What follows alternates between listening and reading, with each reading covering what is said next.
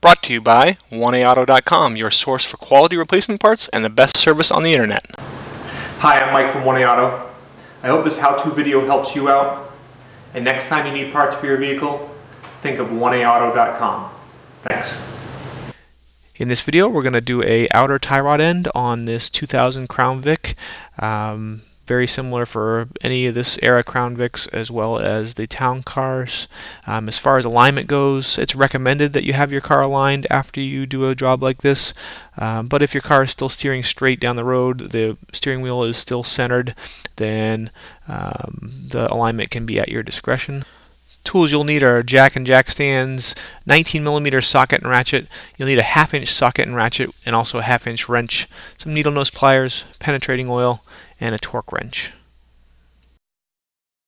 Raise and support the vehicle, remove the cap, and then remove the lug nuts. If you don't have the luxury of having air tools, you'll want to loosen the lug nuts while the vehicle's on the ground, the wheel's on the ground, then raise, support the vehicle, remove the lug nuts the rest of the way, and remove the wheel and tire.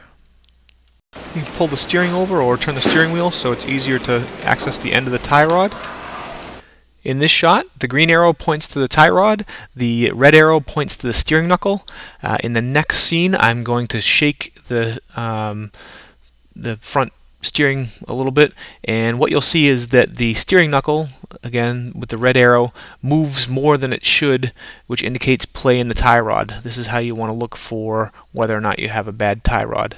It's a little difficult to see, so you might want to rewind it a couple times, but you'll see that that steering knuckle that the red arrow is pointing to moves more than the tie rod end.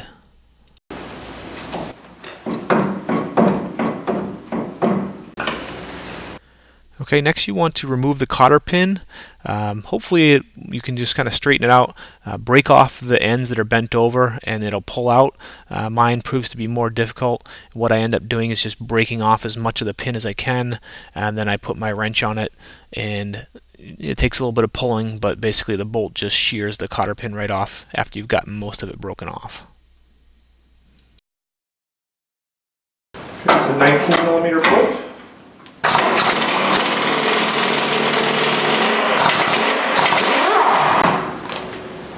Here I'm going to loosen up the nut and bolt that hold the adjustment sleeve onto the tie rod end, and those are 1/2 inch tools, believe it or not, just standard size 1/2 inch socket and wrench.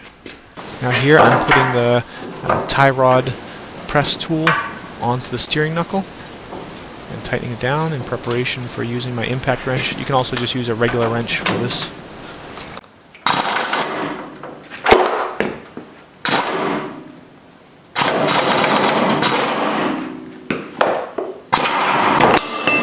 Now coat the tie rod end and adjusting sleeve with a good amount of penetrating oil. Loosen it up, let it sit for a little while. Okay, take a measurement on the bottom side from the end of the sleeve right out to the end of the tie rod. I got 3 1/4 inches right out to the end. I'm going to speed it up here. I'm just taking a big adjustable wrench and putting it onto that tie rod end, getting it to move and spin, and then you actually, on the driver's side, you turn it clockwise to remove it.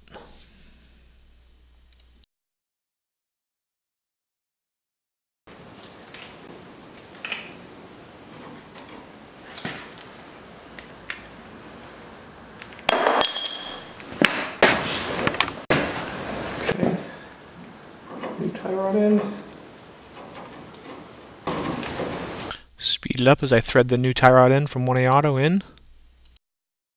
Okay, and you can see here I'm using my tape measure, measuring it. For this car, it's 3 1/4 inches from the end of the sleeve to the end of the tie rod. That will vary by car. If you set it up the same as you took it apart, it should be okay as far as your alignment. That's kind of up to you. If you drive the car and it still goes nice and straight and the steering wheel is straight, then you'll be alright. If it's pulling at all or the steering wheel is not straight, then I'd have it aligned. Then you insert the tie rod into the steering knuckle. Just kind of got to work it around a little bit, get it up in there, and then start the bolt on. Tighten this to 40 to 45 foot-pounds.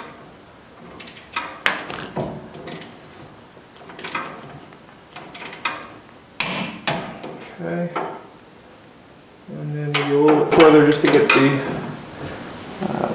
cotter pin through.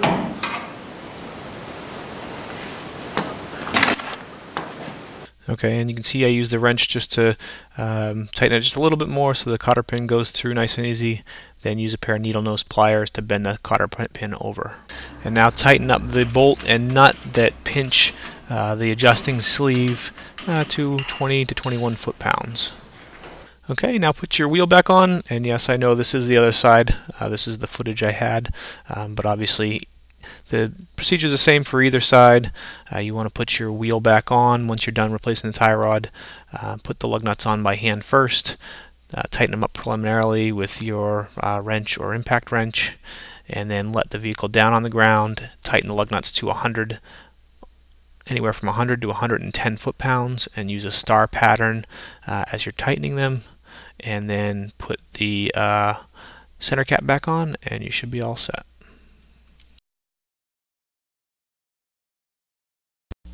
We hope this helps you out. Brought to you by www.1aauto.com, your source for quality replacement parts and the best service on the internet. Please feel free to call us toll-free 888-844-3393. We're the company that's here for you on the internet and in person.